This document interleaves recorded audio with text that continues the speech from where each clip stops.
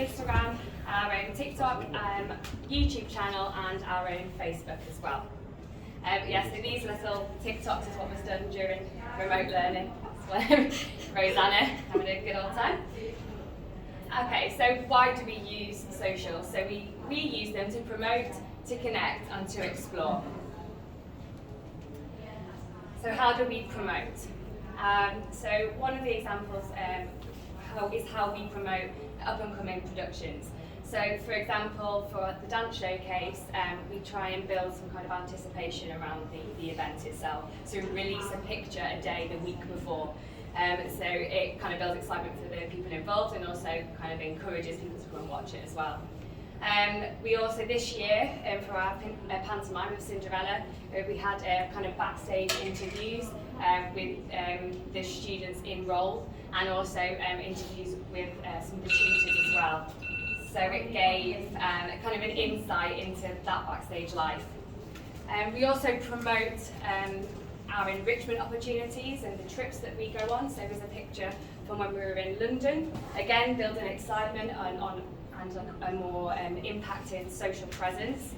And obviously we also do it to promote the course, so on any interview evenings or open evenings, we always say, as kind of part of our dialogue now, are you following us on socials? Have you got us on Instagram? Do you like and subscribe? We need it. And I think I can see their little faces light up, and then already they kind of feel connected with us. And it also naturally advertises events and programmes like the Year 11 programme as well, so we just feel more connected to somewhere that they might be coming to in September. And also here we've got our specialist acrobatic equipment, because we're proud of it, we want to shout about it. So we're kind of showing and how we're upskilling our students, as we know that not all colleges have access to such specialist equipment. So yeah, that's how we use it to promote. We also use data socials to connect. So we connect with universities, with local dance and drama companies like Burnley Youth Theatre, Ludus Dance, and Shock Out. And as we connect, we have that connection with the university and with the dance school. So as our students go off to audition, they already kind of again feel connected to that place, and then the university can then kind of support our students. Also, after the employer forum, it kind of continued the connection with those employers by following them on different social media platforms. It kind of enhanced the experience, and it kind of created this web of employers, and people with thousands of followers were now following Burnley College and Burnley College Dance and Performing Arts. So that's how we use it to connect. We've also, more recently, tried to explore how we embed social media into the curriculum. So in some cases it kind of naturally lends itself. So in second year, the students are required to create self-promotional tools like a showreel, a Google site, an online interactive CV. But we also now encourage them to create a separate social media page so that's different to their personal one. So it's just professional photographs, and they only follow people that's going to aid their professional development. And that we find as well that that's a lot safer as well, because it's completely separate to what their personal account is. I don't know if you recognise this fella here from Gogglebox, but he is actually also a professional dancer. So I use TikTok. It is easier in dance because obviously there's loads of dancing all over TikTok, but it's an amazing way to actually connect directly with professionals. So here Ella has directly been in communication with Tom, and she's learned his dance and he's commented on it. And it's really hard to access kind of professionals directly teaching you, on things like YouTube and online. So TikTok's a great platform for that.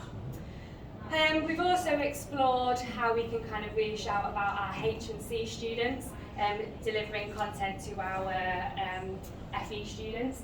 So that's now how we're kind of exploring adding this to our social medias within the curriculum. And finally, we have now introduced a social media rep, which we've put forward within PPD sessions. So like you would do for your usual student reps, you'd hold kind of a vote and people would pitch to why they would be suitable for the role. We've now done that for social media. So that's to try and give the students some autonomy, some control over social media channels, but obviously we've got to choose the right person for the job. It's got to be safe as well. So we obviously have a say on who gets it, and then we share the passwords with them, but we also have a private kind of Google chat where we vet the content before it's released. So I thought I'd just show you this video. It's very quirky, but she's kind of talking through why she should be the social media rep. It works. What do you think, Whackers Bonkers? Get them. Ooh, you Not sure what this is about. Hi, I'm Barbara. I use she, her pronouns. I use complete your social media. So, how are you qualified at AUS?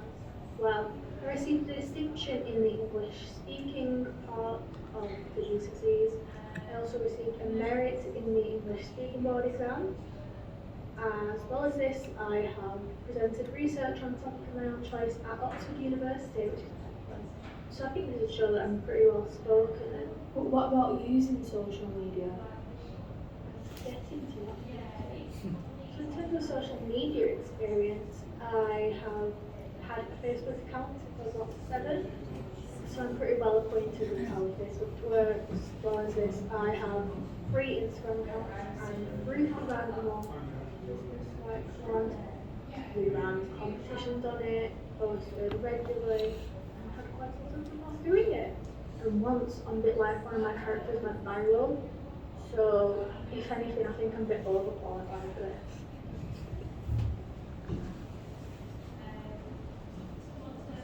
Being on social media for a long time has led me to learn the 5 most important things you need to know.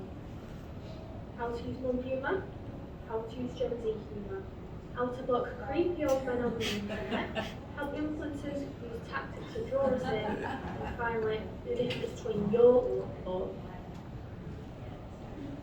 Can you say please?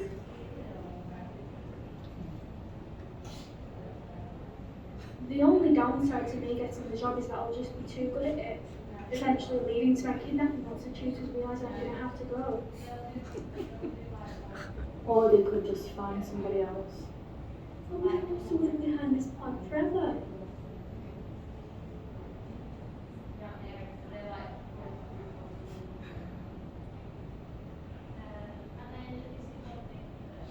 So ladies, gents, and those elsewhere on the gender spectrum, please vote me as your new social media manager.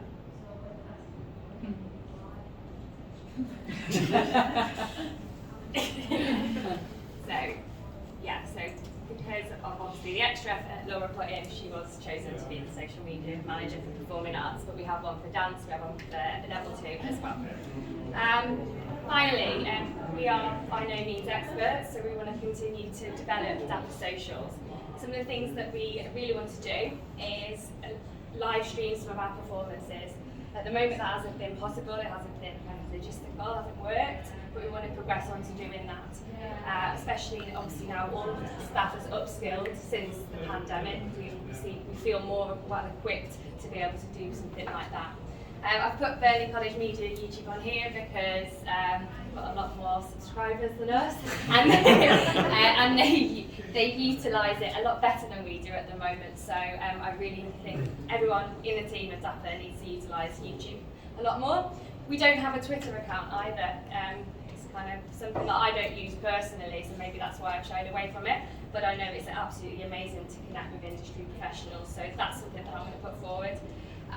Also, just following on from our students creating their own work, Instagrams, Facebooks, as we progress with this and as they leave us, we still stay connected. So it's just continuing that kind of chain is something that we need to keep doing. And finally, I thought I'd open it up to you guys. So what does your department already do on socials? Do you have any advice for us? And then what would you like to do on socials as a department moving forward? So I'll give you, a minute to discuss, and then we'll share back. Go on. How have you found managing it now the students have got a password? Does it work? It does work because of the nature of our students, luckily. And I know that's not always the case with every single course. Sometimes we actually have to give them a little pod to be more active on it. Oh, okay. Yeah, it's a bit laborious, I guess, sometimes vetting all the content. In an ideal world, we just let them go with it. And I think maybe when they get to HNC and they're adults, we allow them to do that. And it's kind of a discussion that we still need to have, I think. Thank you. Any other questions before I can change it. I ask you?